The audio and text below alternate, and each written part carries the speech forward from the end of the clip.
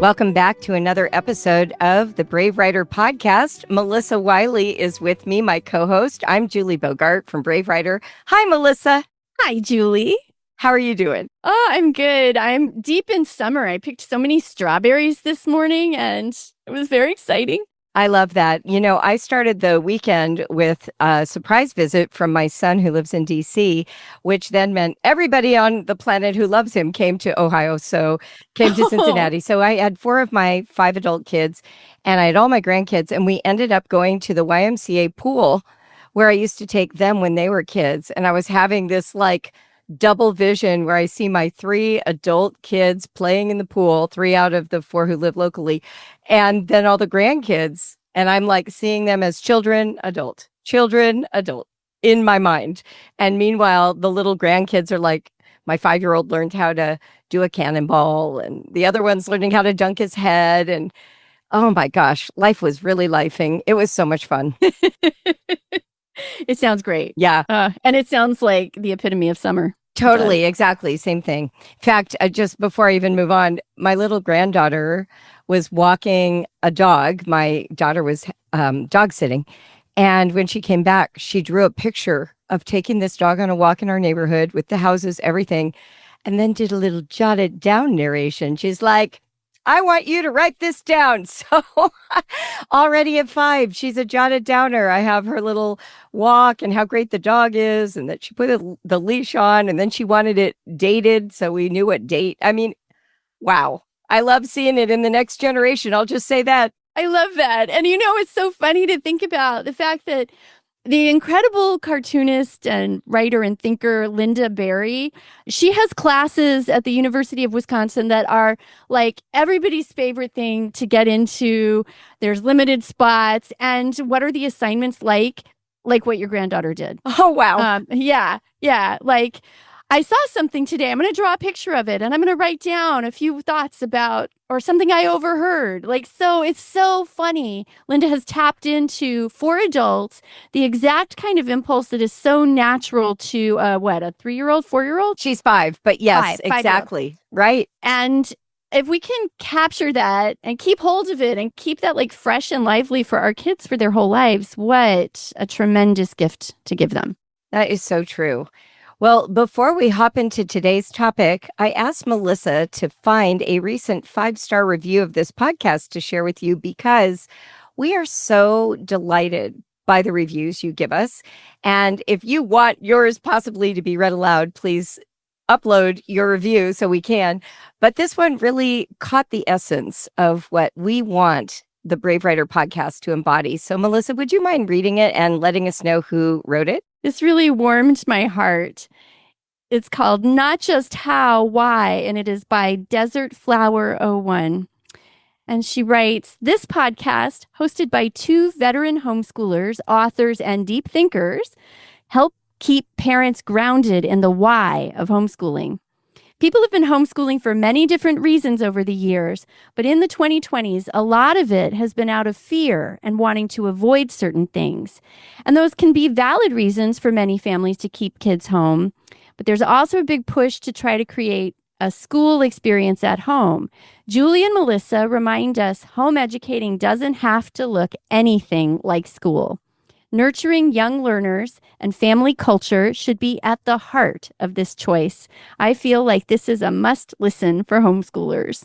Oh, so perfect. And actually kind of a key lead-in to today's topic. Yeah.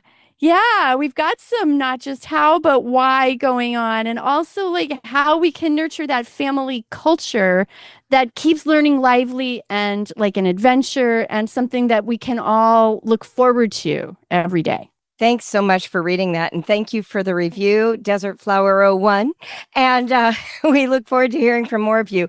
I think for us, what really was symbolic in that little description is that we really want to give you the tools you need to create the education at home, whatever version is right for you, but to help your kids buy in. That's really the core. We don't give you these principles because they're written on some clay tablet somewhere and we assume that they're the right ones. We're trying always to see through the eyes of a child. How does a child look at learning? How does learning become meaningful to a child. So just taking my granddaughter Lavender, for example, she already understands that you can keep a record of her thoughts. And having that record is meaningful to her parents, her grandparents, and herself. That is the start of a writing life. It's not just about the skills, it's also about the way it feels on the inside of the skin of that child. And so today, we want to talk about gently rolling out your homeschool so that you and your kids aren't just drinking at that fire hose of all the things you're thinking about and looking forward to. We want to give you like some gentle ways to enter into the learning environment this year for this year's school year. Yes. It's funny for me to think back to when my oldest was hitting school age. And I had known from the get-go that I wanted to homeschool her from the time she was about 6 weeks old.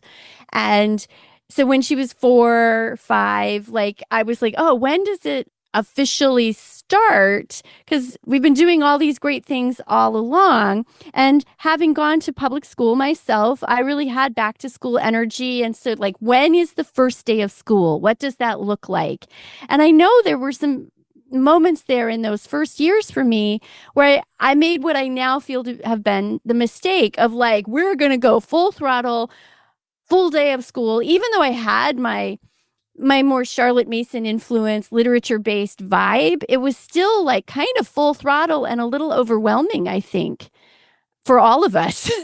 Yes. And I think the temptation, this is a good example of how home education doesn't have to exactly copy school education.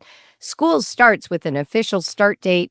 It starts with all subjects on the table, especially if your kids are in junior high or senior high. They're changing classes every period. And those classes, they see them all the first day. They don't just see one and then the next day 2 and then the next day 3. They see them all at once. What's really nice about home education is you don't have to do it that way. The schedule is completely up to you. So one of the first ways that I want to recommend that you do a gentle rollout rather than feeling you have to do the whole first day as all the subjects. In my neighborhood, we used to have a not back to school party, and that party included a swimming pool. And we would all go to the pool after all the other kids who weren't homeschooled were back in the schools, the public schools. Mm-hmm. So there are various versions of these not back to school parties all over the globe of homeschoolers. It might be a pancake breakfast. It might be meeting with another homeschool family and going to a park day. It's this idea that you're kicking off with something that is really designed to mark that it's the beginning, but also that it's the beginning of something fun for kids. It's not the beginning of something that's a hard task. And I'm not saying you don't have to do any, like, quote, schoolish education that day, but we're going to give you a few visions. And this is one that I just want to invite you to consider. A day at Disneyland if it's a theme park that you've always wanted to go to, going out to a movie, going out for pancake breakfast, going swimming with your friends, going for a park day, or even staying home and kicking off with a whole day of board games, right? Like something that just says we're starting, but we're starting in sort of an opposite of school way. That can be a really fun tradition to get rolling with your kids. Yes. A living history museum. Yes. I'm remembering a time I did take it was my 3 oldest, and they all had like Little House on the Prairie outfits, and they wore them to this living history museum. And that was sort of our kickoff for that year. Love it. Exactly like you're saying. And I had the most hilarious moment where my oldest, who was, 11, she was asking all these questions on the tour and engaging so much with like the period history. And there was a point as we're leaving one of the houses where the tour guide said to me as an aside, like, are they homeschooled? And I'm just like flushed with pride because my daughter is just so smart and asking so many excellent questions. And I said, yes. And she said, I thought so. I could tell from the bonnets. Oh, no. Okay, that's hilarious. I did not see where that story was going. Neither did I. Oh my gosh. Patting myself on the back. No. Oh my gosh, that is so funny. Well, that is another way to get out and just sort of kick off the year. But once we're ready to like enter into the education space, one of the things I used to do, I didn't do it every year, because I don't know, I'm not good at doing things all the time. I like traditions to a degree, but I also like modifying traditions. That's my personality. But for many years, sometimes every other year, I would start the day by handing out these little note cards that were like a little couple of sentences of what I was looking forward to accomplishing with that child that year. And what's really weird is now that my kids are grown and I had to go through all the drawers and get rid of their old clothes and all that stuff, I kept finding them. They were tucked into like their underwear drawer or the basket where they kept their Redwall books or tucked into a diary. And these little notes said things like, Liam, I'm so excited that we're going to learn how to read this year. And it's really going to be exciting when you understand how fractions work because you love XYZ related to fractions. We're also going to spend a lot of time learning that one board game that you are obsessed with. And I need you to teach me Yu-Gi-Oh cards. And I promise we'll visit the zoo this year. Let me know what else you want to do. Love, Mom. And I'd put little stickers. It was just a little 3x5 note card. But it also helped them realize that I was envisioning a life with them that included all of those things. Julie, that is so fantastic. I'm kind of glad we're kicking off with that as one of our first concrete suggestions because just think about what you're doing there. You are giving a kind of roadmap. These are some of the adventures in store for us. And this is why I think they're important. And you're showing that you have put thought into it, but you're also open to being taught by them, which is a principle we circle back to over and over. I just love that. And I can see making it a practice as kids get older to reciprocate. Like I always ask my kids, what's on your wish list for this year? Yes. And I do it 3 or 4 times in the year. We just sort of gather around the table and I'm like, okay, hit me. What is on your wish list for the next couple of months? What experiences would you like to have?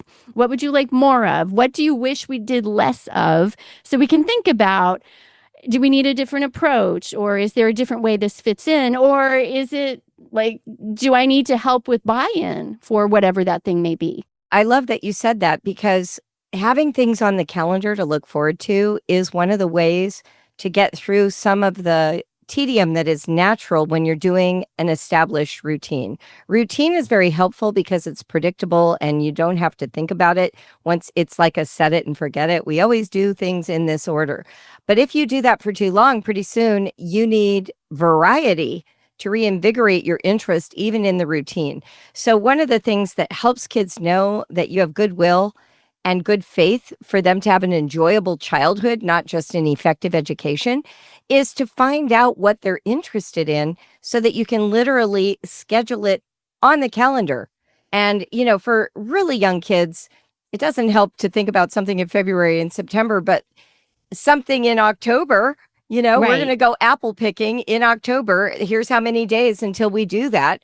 We just have 6 more days of math and then we go apple picking. Those are really helpful ways to keep the momentum. And you may not be able to do something fabulous every month, but having something to look forward to can also be as easy as, on Thursday, we're skipping math. It could be something like that that's also on the calendar, right? That you literally build into the routine and they know it's coming. That helps it feel a little more gentle, a little less like oppressive. You know those mornings when even getting the kids fed feels like a win? Let alone juggling everything else on your plate? I've sure had those days where I just needed a moment to breathe. That's why I love what Maestro Music is doing for homeschool families. Picture your child settling in with their instrument, headphones on, learning from one of Maestro's hand-selected instructors who truly care about helping your child find their own musical voice. And here's something special.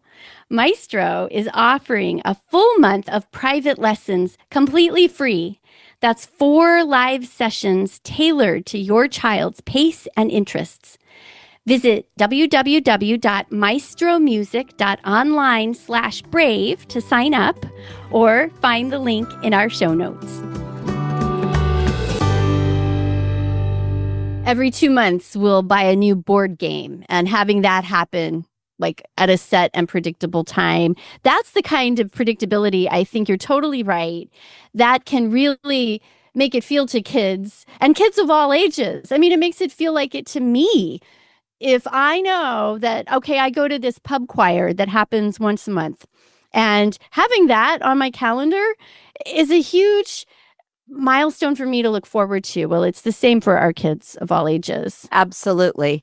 And so once you've either thought about doing like that start day where you're away from home doing something big, or you do that and then the next day is your actual official start day and you create these little note cards. And to be clear, these were 3x5 cards. They were not fancy. I'm not an artist. It was my natural handwriting and a sticker. Like that's the level of my creativity. You can get fancy if you like. I know some parents like to wrap all of the curriculum in wrapping paper and kids, unwrap their math book. That can be fun. If that's your jam, go for it. For me, what I did that helped it be a gentle rollout is we almost always had the read aloud on the first day because reading aloud was so beloved in my family. And we would just do sort of one subject per day for like 5 or 7 days. So each of the subjects got one day. We were done by 10 in the morning, right? But it was so that we weren't doing a 6-hour day. I remember the couple of years where I tried to do all the subjects with all the kids on the first day before any of us were familiar with the books, hadn't read the directions. Everybody is, there's a toddler who's hungry and a baby who needs a diaper change. And there I am, like trying to cram us through, 6 subjects. And we were just completely wiped out at the end of the first day. And then we thought, oh my gosh, we have to get up and do that again tomorrow. Right. I had that experience myself. And I think one thing that can happen is that negativity bias kicks in. Yes. And the one kid who doesn't enjoy one particular subject, now they're associating homeschooling with that one experience that wasn't their favorite thing about the day. Yes. For me, I'm associating it with the fight that broke out, right? Because over the Sculpey clay. Yes, exactly. So if you sort of, what I like to call it is feathering in the subjects. So maybe the first day you do a read aloud and everybody does a little handwriting. Somebody's doing the letter A in their little phonics book or their handwriting book. Somebody else is doing a little bit of copy work or they're learning how to write their name. And then that's it. That's day one in the books. And then you have tea and cookies, or you run around the backyard and kick a soccer ball, or you jump on the trampoline.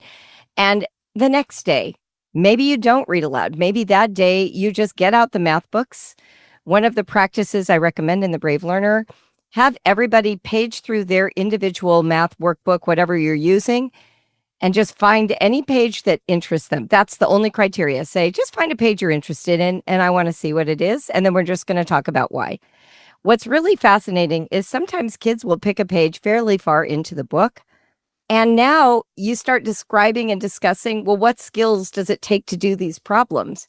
It suddenly makes the whole front part of the book more interesting because they kind of know where it's going. They're like, oh, I can't actually do this yet. I'm going to need some skills to be able to do this page that's the most interesting to me. You could put a little, one of those, what are they called? What are these things called? These sticky tabs? Page flags? Yeah, page flags. Thank you for good language. They're like, Post-it notes, but they go inside of a book to mark a page. You could put one of those on that first page. And now your kid knows you're heading toward that page for all the time coming up to it. It's just a way in. Right. So you're like getting comfortable. You could roll a dice and then look at that page. You could call out numbers. You could flip through it, close your eyes and put your finger down. Like treat it like something to investigate, not something to obey. And your kids will have such a different experience of kicking off math. Yes. Let the tool serve you. You don't serve the tool. Yes. And I think kids really understand the whole concept of having to level up their skills in order to get to the part of the game that they want to get to. That's right. So letting them see that all of life can operate in that way. And that you can even, okay, so if you as the parent now know this is what interests them, you can kind of do the math backward to figure out like what specific skills they need in order to do that, just like solving a puzzle, kind of right. Step by step. And if that means skipping over some of the concepts taught in that book until later, like you get to do that. That is such a good point. It reminded me of a hack for junior high schoolers, especially high school, algebra, geometry are a little bit more specific, but junior high tends to be a lot of repetition of what was learned K through 5 with some additional skills, like maybe ratios or, percentages or things that are just a little more sophisticated. So what ends up happening is a good portion of the early program is review. And some kids, people talk about the summer slide, but a lot of kids don't slide. Like a lot of them hold on to it, especially if they're gamers. They're using Right. math all the time. So one of the things that you could do is tell your child they only have to do every third or fourth page and just see where they get stuck, you know? Or you could say to them, flip through and start at the page where you think you don't know how to do it. And, just skip the parts that you think you already know how to do, because you can always go backwards. If they're really struggling, you're like, well, the chapter before explains this concept. Let's review it. It's a way of not starting the year with tedium and drudgery. They need just enough challenge to interest them. And we don't have to be obedient to whatever the vision was that the textbook creator had in mind. They're dealing with a classroom, they're trying to prevent summer slide, but you have your own children and you can find out, well, where are they on this journey? And let's just start there. I've used this approach with my high schoolers when they're starting a new math book, knowing, as I know, that the beginning is probably going to incorporate some review from the previous book. And so I'll take the test booklet and give that to them and say, let's just start out, just, like work through these tests, whatever, one a day, one a week, until you hit where you're missing a lot. And then that's where we'll start. We'll pick up math there. That is absolutely perfect. And if you've got very small children, so we've talked about junior high and high school for math. If you've got very small children, the key is manipulatives. Maybe that first day you're building your little basket of things that can be counted, things that can be measured, things that can be examined for shapes, so that when you start doing some of these concepts, you're like, well, as a matter of fact, I have all these shape blocks. I just pulled mine up from earlier. I had these wonderful ones from when my kids were little. They're like tangram shapes, but also other shapes. And I was talking about them with my granddaughter this weekend. Like just having those available so that when you say a triangle, they pull out a triangle. You say a hexagon, they pull out a hexagon. Having that kind of thing available to make tangible the things that they're just learning in this abstract way. As adults, we tend to value the paper. We think paper learning means they're really learning, but children value tangible learning. So use the paper as a guideline and then find as many tangible expressions of it as you can. I love that you said that because I think it's so true that we as adults tend to value paper learning. But what we find in our daily experience is that it's making the paper learning translate to real life application is where we stumble. Like I can do the algebra on paper, but when I need to calculate like how much whatever wallpaper or carpet is needed for an irregularly shaped room, like that's when it matters. I mean, so true. My oldest son, Noah, just bought the Fanny Farmer cookbook at a used bookstore from like 1994. And he bought it because I have a Fanny Farmer cookbook that is from 1979, and it's what taught me to cook. And so we were paging through our two books and comparing and contrasting.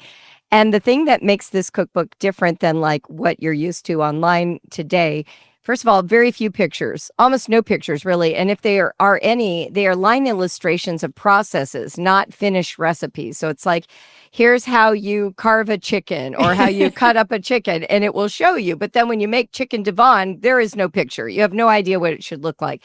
So part of what was interesting, though, is he and I were talking about how the steps that you take in these recipes actually have all these background skills. And what these Joy of Cooking and Fanny Farmers do well is they actually teach you the skills before you get to the recipe. Whereas today, when you're online and you're just looking at a recipe, if it says braise or blanch, what do you do to know how to do that? You either already have to know or you're now just Googling that word. There's like a coherence to the way it teaches you the skill that you will then apply to this recipe within these cookbooks. That's a math book.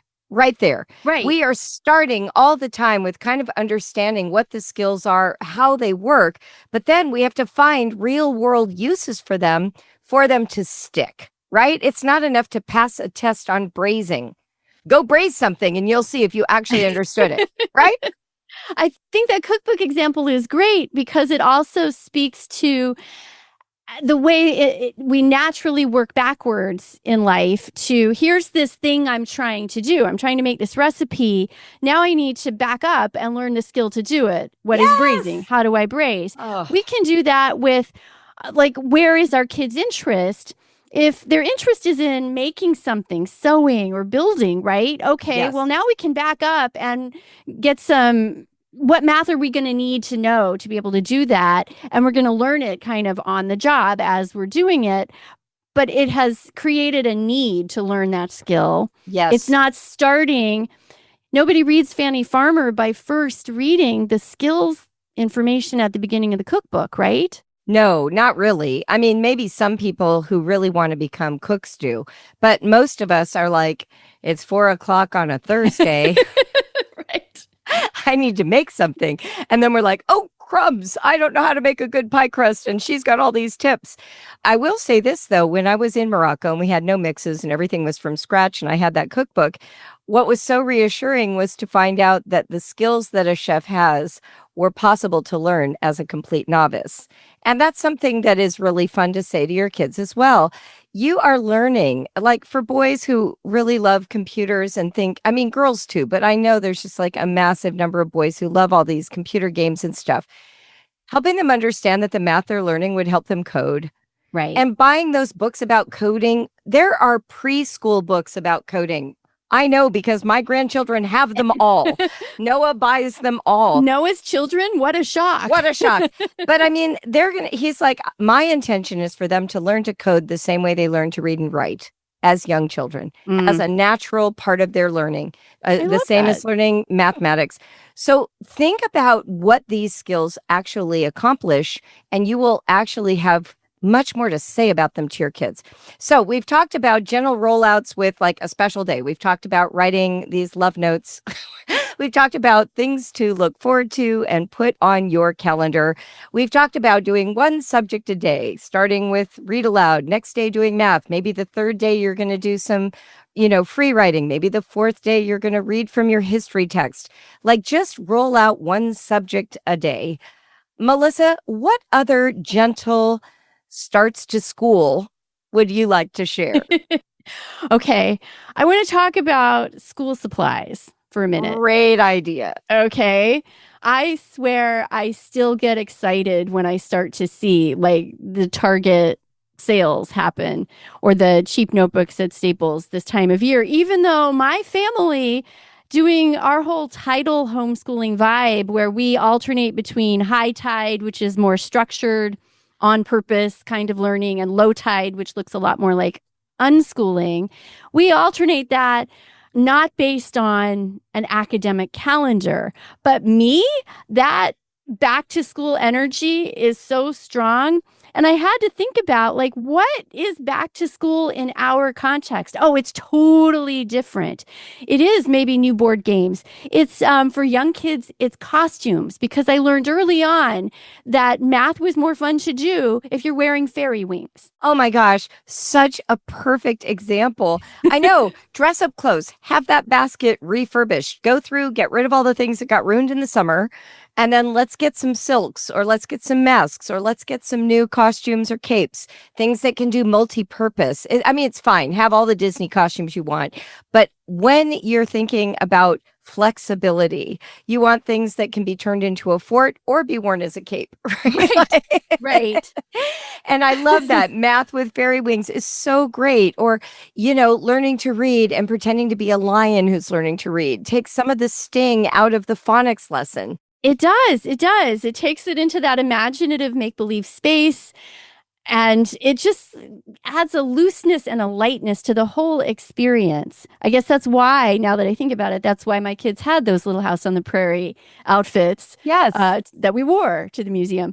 I mentioned Sculpey earlier as the cause of some bickering. So that's one thing I learned is like fresh hands-on, squeezy materials for my kids at the beginning of a year. Everybody would get their own little block of Sculpey, or we'd have new Play-Doh or new beeswax or new Wiki sticks, some kind of manipulative that was quiet but physically active. It was great for read alouds. And then we would just pull it out for all sorts of other uses, making our own little math manipulatives or whatever during the year. In fact, I'll add to that, modeling clay that doesn't bake.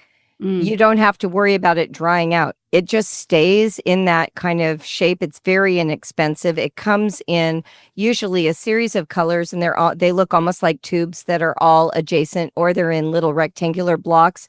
But here's the great thing about that stuff is, I got this from Dottie. We would each get a cookie sheet for each of the kids, and they would each have their own batch of clay. And then before we even started homeschool in the morning, they could just be building a house with the little furniture or whatever they wanted, and it would stay on the cookie sheet. And then we would just move the cookie sheet, off the kitchen table into a different room until the next morning, and they could just get it out when they wanted.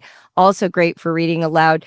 There is something very satisfying about using your hands when you have to concentrate on listening, or any time that you need them to sort of like take a beat, like in between subjects, like just even like you said, playing with wiki sticks or pipe cleaners. And so one of the best recommendations I heard that helped me with starting the year of homeschooling was to overstock my supply cabinets. Yes. So I went, and it does take a little bit of a chunk of change. And just to be clear, I had no chunks of change. So, I would start saving out of the grocery budget early, but I would want to have a ream of all different colors of paper. I wanted to have 64 markers, not 2. I wanted 3 or 4 boxes of pencils and 2 pencil sharpeners, not just one. The more kids you have, the more of these you should duplicate.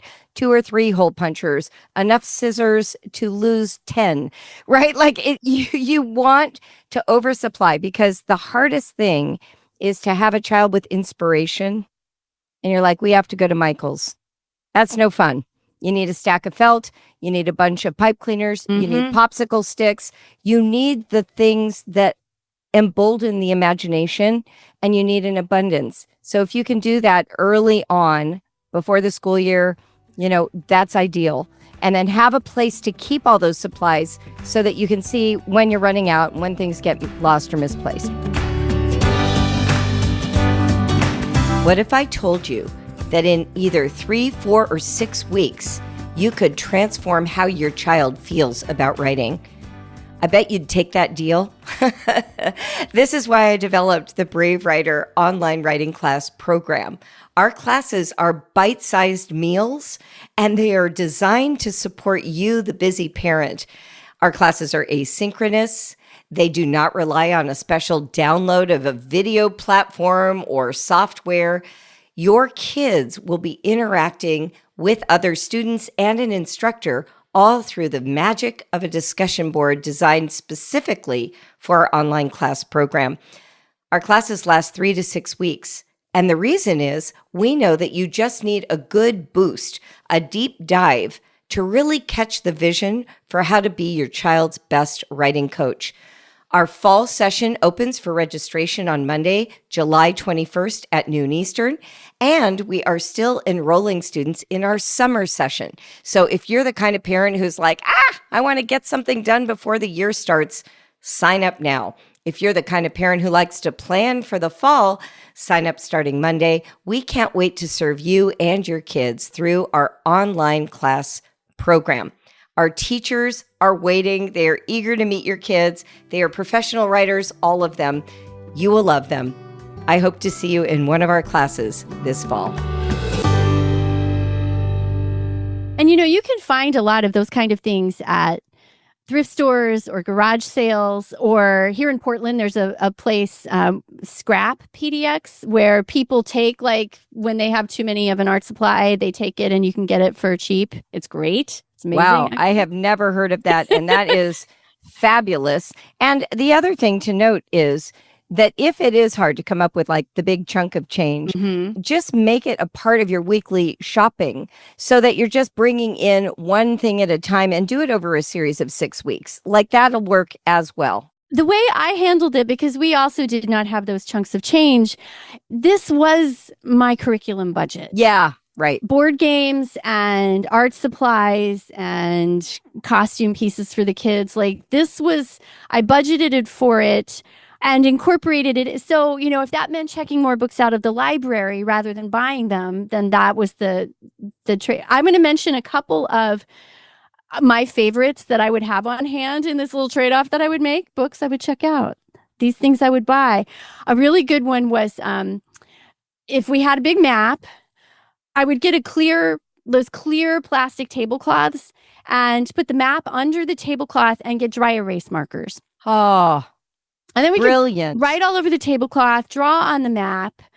We did it in different ways at different times, but putting things under a tablecloth really worked out well for us, including like sometimes I would just slap it over like the nicer tablecloth if I just wanted the kids to like sit at a pretty table but also be able to be messy. That's actually how they do it in Morocco. You always put a clear tablecloth over the top, and I think it's brilliant. And we talked before we hopped on, some of the school supplies should be under your children's decision-making power. Like we were talking about high school students, it would be really fun to let your high schooler pick out their favorite mug or their favorite shake, container if they're like into working out and protein shakes, or if they really want to do their own pour over coffee in the morning. Make sure they have the equipment to kind of feel that grown-up thing. You might stick a Starbucks card or a local coffee shop card in that mug and let them know that they're going to be able to go do some of their schoolwork away from home. Like things that are not typical. Yeah. Maybe your kids don't get the little backpack, but they get these other things that really feel like education at home. And by the way, if you have a child who wants a backpack, just get it. Just get it. They'll use it for your nature hikes. They'll walk around with their little school supplies. They love that. That's okay too. Don't be afraid to give them schoolish things if that feels good. Oh, for sure. Lunch boxes, same thing. Right. Yeah. Thermos. Some kids want to go to school just so they can have a lunchbox, and you're all over here wringing your hands thinking, oh no, he wants school. And when you really drill it down, they're like, I just want the Scooby-Doo lunchbox. That's right. You can make that happen. Look, I finally just got my Trapper Keeper at the age of 56. Oh my gosh. That's incredible. We had peachy folders back in my day, and you drew things on them. And here are a couple of things, along the lines of school supplies that are nice for you to have. A whiteboard is great, or even a bunch of small whiteboards. Clipboards, favorite tool ever for writing. Just stash them around the house so that you can just grab them at any time and jot down for your kids. A bulletin board can be fun for printing and pinning images. Let's say you're doing a read aloud and it's from another era and you don't want to use screens. Print some of the images and put them on a bulletin board. And as you're reading, you can have kids take turns putting some of the images up to help populate their imagination. These are ways to kind of make your homeschool more three-dimensional, not just invisible words and abstract paper. I had a roll of newsprint and I taped a big piece of it down our hallway. I drew a line right down the middle of it horizontally and marked off some. So I made a timeline, but whenever we read a book, a historical fiction novel, I would print out the cover. Oh, I love that. And let my kids like find where it went. So like all the Magic Treehouse books were on that. And then they got really excited as they learned about other events and we were, finding some kind of sticker or something I could print out and they could tape up. But also pictures of their family and our ancestors, figuring out our place in time was really exciting for them. That's awesome. That's actually one of our activities in one of our writing programs because it's so powerful for kids. Time is unreal. I mean, it's still kind of unreal for most of us, but for children especially. And I remember we had a timeline. I had this huge, very long wall in the master bedroom. So that's where we kept our timeline, and we did that for a long time. Then we switched over to kind of Charlotte Mason's Book of Centuries. Some of you who are in that method know what that is. Basically, it's like a scrapbook with a line running through the middle of every page. She's got a whole method, so you could Google that, or maybe we'll see if we can find it. But there are certain numbers of pages per sort of millennia, then century, and then it starts going decades, and then it goes single years because the closer to the present, the more events we keep track of. But it was fun, like you said, to print something out and glue it in the right place and be able to page through that. So those are ways to kind of three-dimensionalize the history curriculum for sure. Right. So add glue sticks to our supply list. Oh my gosh, how did we not mention that? I swear I should have stock in glue stick. I feel like that and glue guns. You always are running out of glue gun sticks. So just triple up on what you think you need because you'll need more than you already are thinking of. I mean, you'll be reading some fairy tale and suddenly your kids are going to want to make like the fairy kingdom out in the backyard with twigs and glue gun. You're going to need it. Get extension cords. Another trick I learned for young kids was cheap watercolors, but good watercolor paper. Oh, that's interesting. Because even the cheap paint, like the rose art kind. Wow. If you have like good paper, it looks better. It feels better. It absorbs in a different way. It dries in a different way. And what I would do, I ordered like to cut costs. I ordered like big sheets and then I would cut them down, some into sort of whatever placemat size. But I actually found what was best for us was postcard size. Oh, interesting. That made my paper stretch so much farther. Kids could like do a painting while I was reading to them, and kids of all ages, right? This was great. Like everybody around the table could be painting while we were listening to a history video or something. And then you've got all these postcards you just write on the other side and like you can mail them. That's amazing. I love that idea. We always used praying watercolors because those were they were a reasonable price, but they were really high quality. I never thought about reversing it. So if you're looking for good quality watercolors, praying is fantastic. And then we loved Prismacolor colored pencils. Yes. Those are just actually the very, very best. And then we used to buy, Melissa's showing me her pencil holder is full. I have a whole coloring section in my house that's just Prismacolors and coloring books. But then the other thing that you might want to try are Cray-Paz. They're like a cross between crayons and pastels, and they make them for children. They're very reasonable. And one of the surfaces that my kids loved writing on the most was sandpaper. And you can buy different grades, and they're about postcard size. So There's tactile. something about using Cray-Paz on sandpaper that's really cool. I wasn't planning to turn this into an art lesson, but these are really fun. I have to rein myself in. Do you know these big fat Stabilo Woody? No, those are gorgeous. These are some of my favorites. So to those who are listening, they look like pencils, but they're really fat and they're water soluble, so you can just like color with them. But if you then take a water brush or a paintbrush over them with just plain water, they look like watercolors.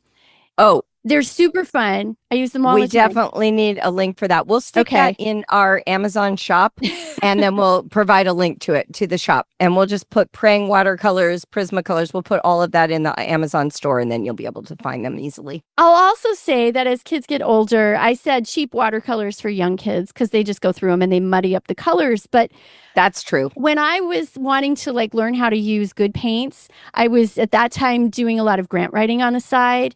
And every time I completed a grant, I would get to my treat. My reward for myself was to buy a new tube of really high quality watercolors. And that is something that you could apply to older kids. Like, if we hit a milestone or we're going to celebrate that we finished this book, let's get another tube of good paint. You pick out the color. That's so perfect. That's so perfect.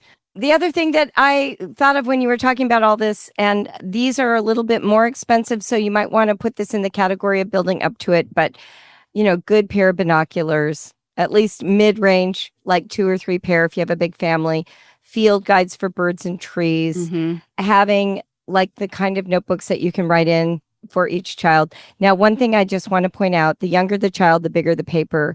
We tend to think, get them small things, but they actually need more room for their big writing.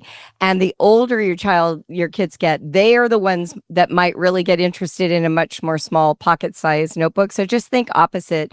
I mean, some older kids might want bigger to write on too, but what I'm saying is when you're thinking about the freedom of arm movement for a small child, tiny is not as easy for them. They need a reasonable size surface. So a clipboard or something that lays flat is really important. These are gentle ways to enter homeschooling. Why? Because what we're saying is we're valuing the experience of learning, not just the mechanisms to make learning happen. So it's this rich interplay between the experience. Like, does it feel good to hold this pen in my hand? Do I like the paper I'm writing on? Do fairy wings make me feel like I have a superpower? When I need the glue gun, is there glue available for this creative project that hit me like a lightning strike? This is what we mean by a gentle rollout. We're creating the conditions for maximum interest, creativity, and involvement.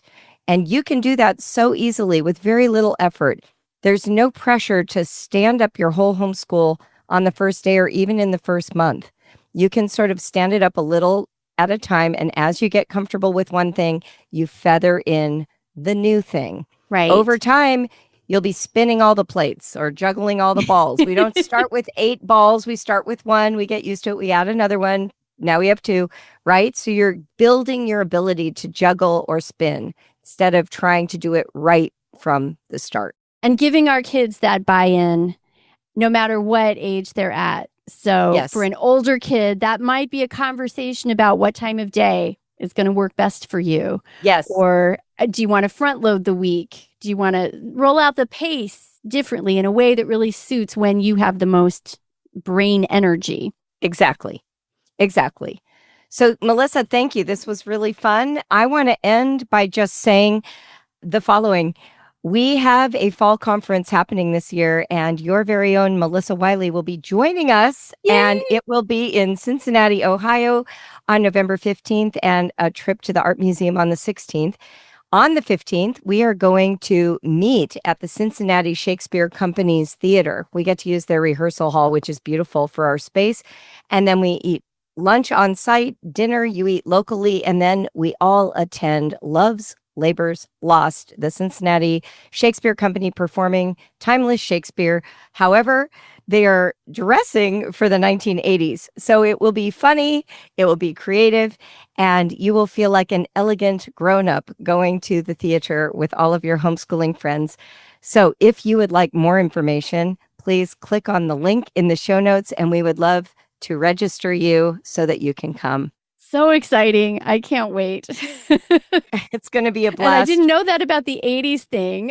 Since I'm writing a book set in the 80s, that's going to be extra fun for me. Julie, you were going to share with us the news about the podcast for kids. Oh, I did forget to mention that. That's right. Thank you for reminding me, Melissa. So on Substack, I do a podcast for children. And we have taken the summer off because you're all taking the summer off. So I did too. But starting in September, it will resume. It's called the Monday Morning Meeting. I keep them to 5 minutes long. And the first one will roll out the first week of September. And so if you would like to be a subscriber, you can go to juliebogart.substack.com and subscribe. And then when that kicks in, you play it on a Monday morning, and your kids will have one single activity they can do right then, that day, already pre-planned for them by Ms. Julie Bogart. Julie, I have to say my admiration for you, which is already huge, just escalated by the fact that you can keep a podcast to 5 minutes for the kids. Okay, I should let all the adults in on the secret to that skill. I record it 3 times. The first time is always like about 6 minutes. And then the second time's like 5 minutes and 15 seconds. And I really work hard to get it down. So thank you for that admiration. It is good, though. It's good discipline because I don't want to make kids sit there listening to me drone on. It's really just meant to catalyze their imaginations. Yeah. Love it. All right. Until next week, we hope we get to read one of your 5-star reviews. Thank you, Melissa, for being here. Thanks, Julie. Bye. Bye. Okay, that's another Brave Writer episode in the books. Thanks for joining Melissa and me today. We love it when you leave us reviews, when you send us comments via text message. We read them all. We also couldn't do this show without our fabulous production team at Nova, or Jeanette Hall, the Brave Writer team member who handles all those administrative details you know nothing about. In the meantime, we hope that you have a fantastic week. Keep going, think well. We're rooting for you.